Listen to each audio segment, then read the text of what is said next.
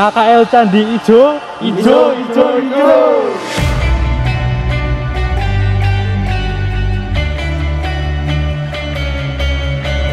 You said that we would always be. Without you, I feel lost at sea. Through the darkness, you'd hide with me. Like the wind, we'd be wild and free. You said you'd follow me anywhere, but your eyes tell me you won't be there. I gotta learn how to love without you. I gotta carry my cross without you. Stuck in the middle and I'm just about to. I'm going Bonnie and Clyde without you. Halo teman-teman semuanya, pada kesempatan kali ini, kelompok kami akan melakukan wawancara dan observasi seputar Candi Ijo. Selamat menikmati. Ijo itu memang kalau dilihat dari sejarahnya itu, kalau berdasarkan arsitektural gitu, ini candi ini berasal dari abadnya sekitar abad 10 sampai ke 11 gitu loh. Jadi masa-masa akhir kerajaan Medang atau kerajaan Mataram kuno ya, itu udah di akhir gitu, sebelum pindah ke pusat kekuasaan, pindah ke Jawa Timur. Nah ini adalah jenis candi-candi di era akhir. Nah, ya sekitar abad 10, abad 11 Masehi begitu. Dan Candi Ijo ini kalau dilihat dari sejarahnya ini dibangun dalam beberapa tahap. Tahap pertama itu yang paling tinggi nih, yang terbuat dari batu andesit ini, itu mungkin sekitar abad 10. Nanti dilanjutkan di teras-teras berikutnya. Karena Candi Ijo ini kan ada 11 teras gitu ya.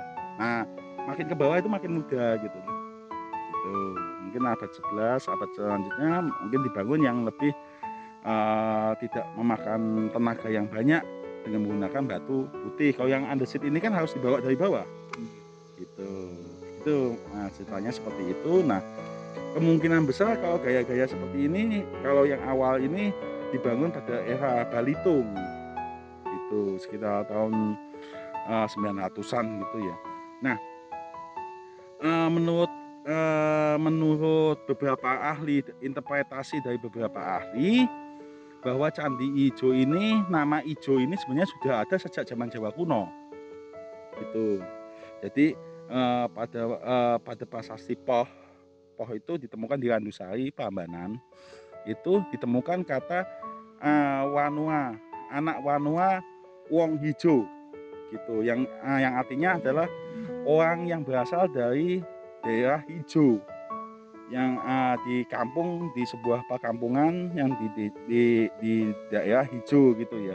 Nah, kita banyak mengasumsikan bahwa hijau ini adalah nama dari ini, daerah sini begitu. Jadi sampai saat ini, sampai saat kita temukan candi ini, itu daerah sini juga disebut namanya Gumuk Ijo atau Bukit Hijau gitu.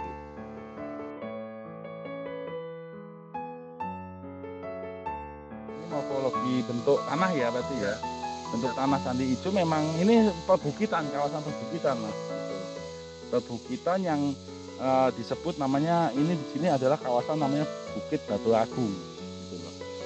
Itu jadi di sini memang tanahnya kebanyakan bawahnya adalah batuan tuf atau breksi tufaan gitu ya. Gitu. Secara geologi ya ini masuknya formasi Kebo-Buta. Kalau Van Bemmelen bilangnya ini formasi Kebo-Buta gitu. Nanti di atas formasi Kebo-Buta itu ada formasi Ngelanggan, itu ada endapan Merapi tua gitu.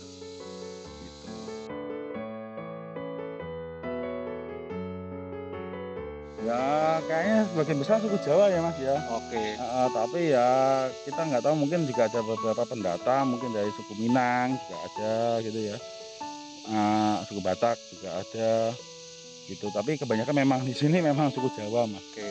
Jadi mayoritas memang suku Jawa ya? Mayoritas memang suku Jawa mas ini. Oke.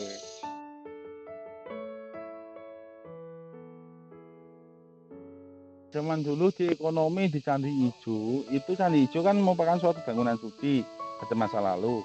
Nah, bangunan suci ini biasanya memiliki tanah atau sawah ya, sawah yang disebut namanya sima. Timah itu adalah tanah bertikan. Jadi tanah yang seharusnya dipajak oleh kerajaan dan pajaknya itu digunakan untuk biaya ke kerajaan. Tapi pajaknya ini masuk ke bangunan suci ini. Gitu. Jadi pada waktu itu juga kegiatan-kegiatan ekonomi, misalnya ada pedagang, terus petani, kemudian ada ada pandai besi, ada pandai tembaga dan lain-lain, itu biasanya juga ikut kena pajak oleh negara, oleh kerajaan. Tetapi pada ketika di situ ada sebuah bangunan suci yaitu candi, biasanya pajak ini kemudian tidak dimasukkan ke kas negara, tetapi digunakan untuk operasional dari bangunan suci, misalnya untuk haji, untuk perawatan, masa lalunya seperti itu. Kalau perdagangan gitu nggak ada, Pak? Perdagangan ada. Jadi perdagangan itu jadi memang pada masa lalu perdagangan itu sudah cukup masif gitu ya. Banyak juga dari kegiatan, bahkan kegiatannya itu udah antar pulau, bahkan udah antar benua gitu ya. Jadi memang contohnya ada perdagangan itu kita temukan porselin Cina di saat penggalian di Candi Ijo ini. Jadi bahwa di masyarakat dulu ini sudah ada hubungan kontak dagang dengan Cina pada waktu itu. Kemudian juga ditemukan juga mungkin rempah-rempah gitu yang di sini belum menghasilkan pada saat itu. Itu pun kok barang-barangnya ini bisa sampai sini. Nah, itulah yang kita curigai adanya perdagangan gitu, pertukaran barang dan jasa pada masa itu.